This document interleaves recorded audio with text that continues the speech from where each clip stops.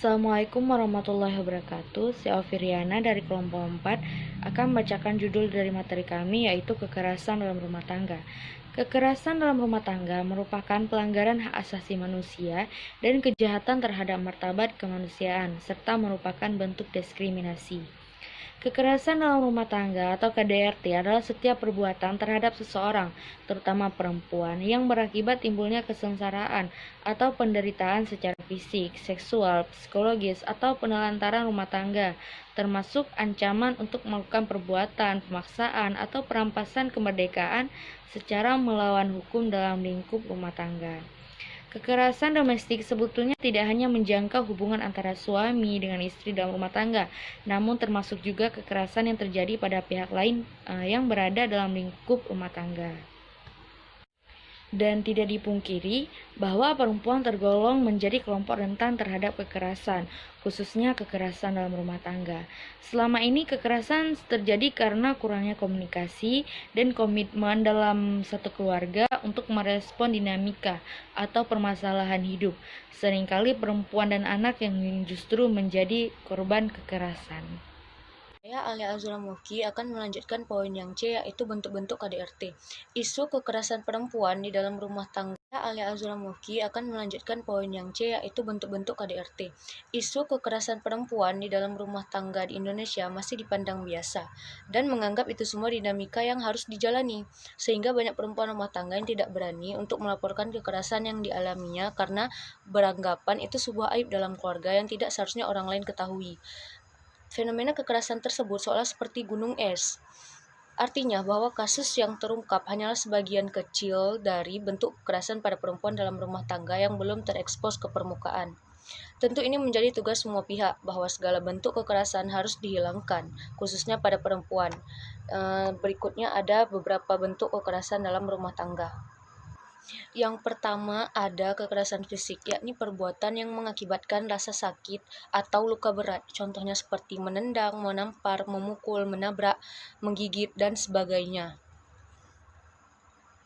Berikutnya ada kekerasan psikis, yakni perbuatan yang mengakibatkan ketakutan, hilangnya rasa percaya diri, dan hilangnya kemampuan untuk bertindak, rasa tidak berdaya, dan penderitaan psikis berat pada seseorang. Contohnya itu seperti kita mengancam, mengintimidasi, mencaci maki, penghinaan, bullying, dan sebagainya. Yang ketiga itu ada kekerasan seksual, yakni setiap perbuatan yang berupa pemaksaan dalam hubungan seksual. Pemaksaan hubungan seksual dengan cara tidak wajar dan tidak disukai. Pemaksaan hubungan seksual dengan orang lain untuk tujuan komersial atau tujuan tertentu. Yang keempat yaitu penelantaran rumah tangga, yakni perbuatan menelantarkan orang dalam lingkup rumah tangga. Padahal menurut hukum yang berlaku, bagi yang bersangkutan atau karena persetujuan atau perjanjian, ia wajib memberi kehidupan, perawatan, serta pemeliharaan kepada orang tersebut. Penelantaran juga berlaku bagi setiap orang yang mengakibatkan ketergantungan ekonomi dengan cara membatasi atau melarang untuk bekerja yang layak di dalam atau di luar rumah sehingga korban berada di bawah kendali orang tersebut. Penelantaran tidak hanya secara finansial. Penelantaran secara finansial itu seperti tidak memberi nafkah atau tidak mencukupi kebutuhan. Penelantaran itu sifatnya umum seperti pembatasan pelayanan kesehatan, pendidikan, tidak memberikan kasih sayang, kontrol yang berlebihan, dan lain-lain. D. Faktor penyebab KDRT. Sedikitnya ada 2 faktor penyebab kekerasan KDRT adalah: yang pertama, faktor internal, akibat melemahnya kemampuan adaptasi setiap anggota keluarga di antara sesamanya, sehingga cenderung bertindak diskriminatif dan eksploratif terhadap anggota keluarga yang lemah. Kedua, faktor eksternal, akibat dari interferensi lingkungan di luar keluarga yang secara langsung atau tidak langsung mempengaruhi sikap anggota keluarga, yang terwujud dalam sikap eksploratif terhadap anggota keluarga lain, khususnya terjadi pada perempuan dan anak-anak. Secara ringkas dapat dijelaskan bahwa penyebab KDRT terhadap perempuan bisa terjadi banyak faktor. Faktor di atas bukanlah satu-satunya penyebab, melainkan salah satu pemicu KDRT terhadap perempuan yang selamat terus mengingat. Namun demikian, terlepas dari apapun penyebabnya, bahwa segala bentuk kekerasan baik yang terjadi terhadap perempuan merupakan kejahatan berat manusia. Hal ini apabila dibiarkan dan berlangsung secara terus-menerus dapat mengakibatkan berbagai permasalahan di kemudian hari. Assalamualaikum warahmatullahi wabarakatuh. Saya Muhammad Bayhaqi ingin membaca poin F, dampak KDRT terhadap perempuan. Kasus tindak kekerasan merupakan masalah serius.